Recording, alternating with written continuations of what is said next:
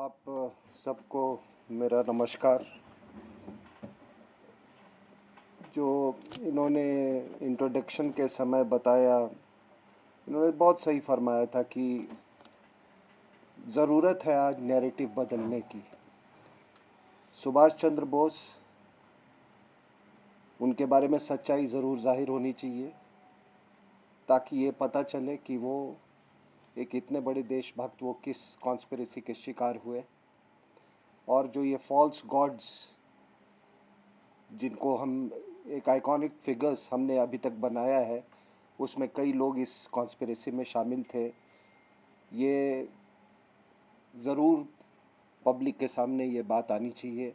और मुझे यकीन है कि इतने सारे लोग जब इतना मेहनत कर रहे हैं तो इस मेहनत का फल जो है, जो रिज़ल्ट है वो अच्छा ही होगा और कुछ न कुछ निकलेगा, ऐसी मेरी धारणा है। लेकिन सबसे बड़ी बात मैं आपको आज बताऊं कि मैं जब नेताजी सुभाष चंद्र बोस के बारे में कुछ दिनों से जब मैं पढ़ना शुरू किया और रिसर्च करना शुरू किया, तो एक चीज़ बड़ी खुल के सामने आती है कि Netaji was a soldier by instinct.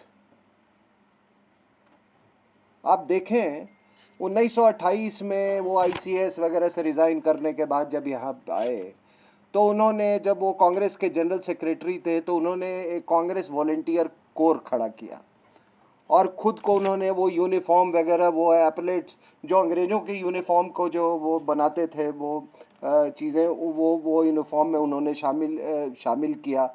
और वो अपने आप को उन्होंने जनरल ऑफिसर जीओसी का उन्होंने अपने आप को रैंक दिया, जो कि गांधी को नहीं पसंद हुआ।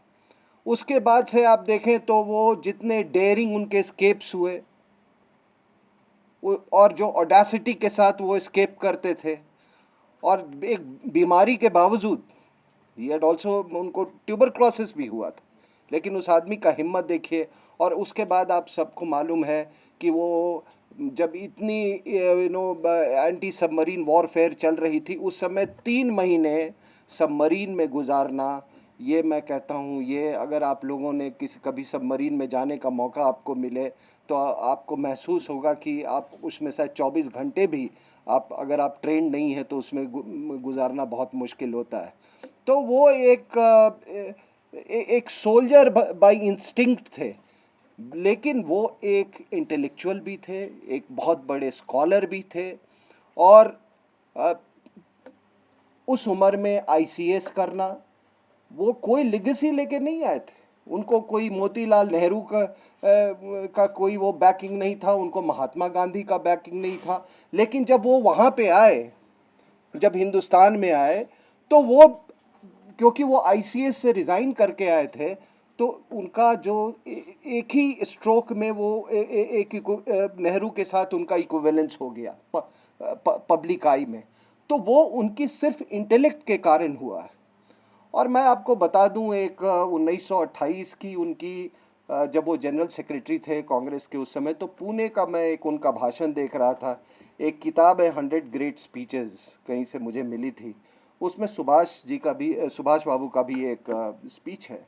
और उस आदमी में 1928 में उनकी उम्र केवल 31 साल की रही होगी। तो उन्होंने जो अपना डिस्कोर्स चलाया है सिविलाइजेशन पे और डेमोक्रेसी के, वो पढ़ने लायक है। वो, मुझे जो कुछ याद है, वो कहते हैं कि देखिए, सिविलाइजेशन का ऊपर नीचे होना ये चलता रहता है, ये एक चक्र की तरह है, और हिंदुस्तान भी अभी उसी चक्र से वो फिर ऊपर की तरफ जा रहा है। इसीलिए इसमें आप ये जो रिवाइटलाइजेशन जो देख रहे हैं, वो उसी के कारण हो रहा है। और आज उसी रिवाइटलाइजेशन का कारण है कि हम यहाँ पर इस पैट्रियोटिक ड्यूटी के कारण यहाँ पे बैठे हुए हैं। उन्होंने डेमोक्रेसी की चर्चा की। उन्होंने कहा कि ऐसा लोग कहते हैं कि जैसे डेमोक्रेसी कोई वेस्टर्न इंस्टीट्यूशन है। उन्होंने कहा ये सरासर गलत है। ये जब भी मैनकाइंड जब किसी पॉलिटिकल सिस्टम की खोज की है, तो उसे सबसे अच्छा डेमोक्रेटिक फॉर्म ही लगा है, वो हमारे इतिहास में भी है। तो मेरा कहने का ये तात्पर्य है कि जिस आदमी का इतना जिसका इतना मिलिट्री बेंट ऑफ माइंड हो, जो कि इतना स्कॉलरली आदमी हो, इतना बड़ा इंटेलेक्चुअल हो, वो समावेश, वो मिलांज ऑफ सोल्जरली एंड इंटेलेक्चुअल क्वालिटीज बहुत कम देखने को मिलता है। और ऐसा ही आदमी वो संत सिपाही होता है। जैसे गुरु Govind Singh was a melange, a combination of intellect and soldierly qualities, वही चीज नेताजी सुभाष चंद्र बोस की। तो ये लेगेसी हमको कभी भी नहीं भूलना चाहिए, इसको हमको रिवाइव करना चाहिए, इस लेगेसी को, कि ये बिल्कुल हमारे यहाँ ये किया गया कि भाई या तो आप थ्योरिस्ट हैं या तो आप सोल्जर हैं। लेकिन यहाँ पे आपको एक नेशनल लीडर ऐसा है जो कि एक डूअर भी था और एक स्कॉलर भी है। तीसरी बात मैं आप लोगों को ये बताना, ये इस पे गौर फरमाइएगा कि आप अगर पूरी इतिहास देखें फ्रीडम मूवमेंट की, तो सुभाष चंद्र बोस ने पूरे फ्रीडम मूवमेंट को एक नए लेवल पे लाके खड़ा कर दिया था। और वो कैसे? उन्होंने एक गवर्नमेंट इन एग्जाइल की स्थापना की, आज़ाद हिंद गवर्नमेंट से। वो फ्री इंडिया रेडियो से वो अपना वो टेलीकास्ट करते थे अपने टॉक्स और स्पीचेस को। उन्होंने अपना करेंसी जारी किया, उन्होंने अपना स्टैंप जारी किया, उन्होंने अपना सिविल कोड बनाया, उन्होंने कोर्ट्स इस्टेब्लिश किए, उन्होंने मणिपुर में झंडा फहराया, उन्होंने अंडमान में झंडा फहराया।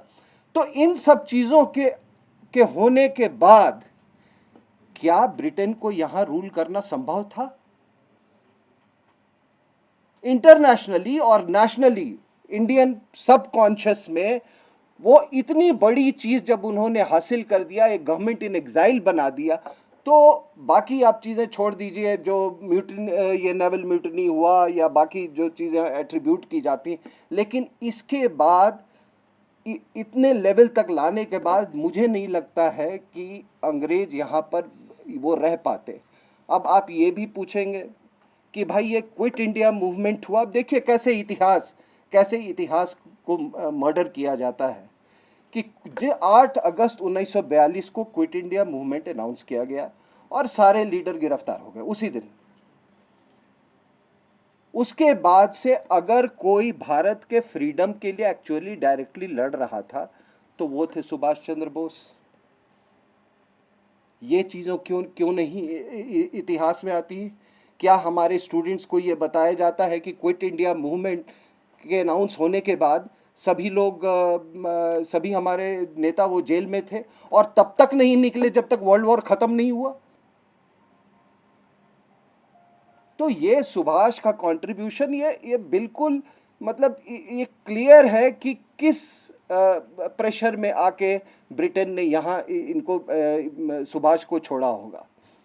दूसरी बात एक जिसका जिक्र किया कि उन्होंने गलत ताकतों का साथ दिया। बेवकूफ लोग, ये बताओ, हम तो स्लेव्स थे और स्लेव कभी मॉरल पोजीशन लेता है? स्लेव का पहला कर्तव्य होता है लिबरेशन। क्या अंग्रेजों ने हमको बांटने में, हमको फिशर्स हमारे में क्रिएट करने में कोई कमी छोड़ी थी उन्होंने? तो फिर मॉरल पोजीशन क्या? 1906 में लॉर्ड मिंटो ने आगा खान को बुलाया और बोला कि तुम सेपरेट इलेक्टोरेट का डिमांड करो, और उसने किया और पाकिस्तान का जो प्रोसेस था बनने का वहीं से शुरू हो गया। 1903 में एक सेंसस कमिश्नर था मैकलॉफ, बड़े ध्यान से सुनिएगा इस बात को, उसने एक स्पीच दिया, एक लेख भी लिखा उसने कि सिख धर्म हमको कैसे बेनिफिट करता है, उसका टाइटल था। तो उसने कहा कि जब मैं पहले सेंसस में, जब हम लोग गांव में घूमते थे पंजाब में, तो कोई सिख ये मानने को तैयार नहीं था कि मैं हिंदू नहीं हूं, लेकिन हमने इंडियन आर्मी के सिख रेजिमेंट्स में कुछ ऐसी कल्चर को इंट्रोड्यूस किया है कि धीरे धीरे वो फीलिंग ऑफ सेपरेटनेस आ गया। अब बताओ, ऐसे ऐसे शासक के प्रति आपका कोई मॉरल और इमॉरल क्या है? तो ये कहना, और मैं आपको बता दूं, सुभाष चंद्र बोस ने ये कहा, उनका औरबिंदो जो थे, उन्होंने ये कहा था कि भाई उन्होंने अनइक्वोकली ब्रिटेन का साथ दिया कि ब्रिटेन लड़ाई जीतेगा तो यहाँ बड़ी शांति होगी, बड़ा अच्छा सिविलाइजेशन वो होगा। सुभाष चंद्र बोस का ये कहना था कि जितने इंपीरियल पावर्स हैं वो अभी कॉन्फ्लिक्ट के पीक पे हैं। जो उनके इंपीरियल डिजाइन्स थे वो सारे के सारे अब बिल्कुल पीक की तरफ पीक कर रहे हैं, और इस कॉन्फ्लिक्ट का हमको फ़ायदा उठाना चाहिए। तो आप बताइए कि वो क्या गलत बात कही थी उन्होंने। उसके बाद उन्होंने वो ब्रिटिश कॉमनवेल्थ में या डोमिनियन स्टेटस में वो विश्वास नहीं रखते, बिल्कुल खिलाफ थे। और उनका साफ कहना था कि देखो, हम लोग ओरिएंटल लोग हैं, हमारा रंग दूसरा है, हमारी संस्कृति दूसरी है। अगर आप डोमिनियन स्टेटस लेते हैं या कॉमनवेल्थ में अगर शामिल होते हैं तो आप हमेशा इन्फीरियॉरिटी कॉम्प्लेक्स से आप सफ़र करते रहेंगे। और आज तक मैं आपको बता दूं, वो इन्फीरियॉरिटी कॉम्प्लेक्स ने हमारा पीछा नहीं छोड़ा है। जब भारत आज़ाद हुआ तो उसके बाद से कुछ नहीं हुआ। उसी ऑफिस में हिंदुस्तानी लोग उसी ऑफिस में चले गए, जिनको उनके बच्चे वो ऑक्सफोर्ड और कैम्ब्रिज और वो सारी चीज़ें, व्यवस्था वैसे ही रही।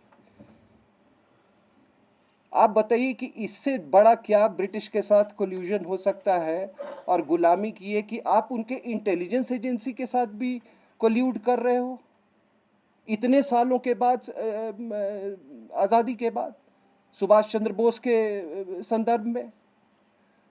तो हमारे यहाँ क्या था कि जो पूरा हमारा फॉरेन पॉलिसी का जो प्रिज्म जो था हमारे नेहरूवियन एरा में, वो ब्रिटिश प्रिज्म के था। जबकि सुभाष का जो अपब्रिंगिंग हुआ था पार्शियली ब्रिटिश, लेकिन बाद में उनको 10-12 साल उनको ही वॉज बैंड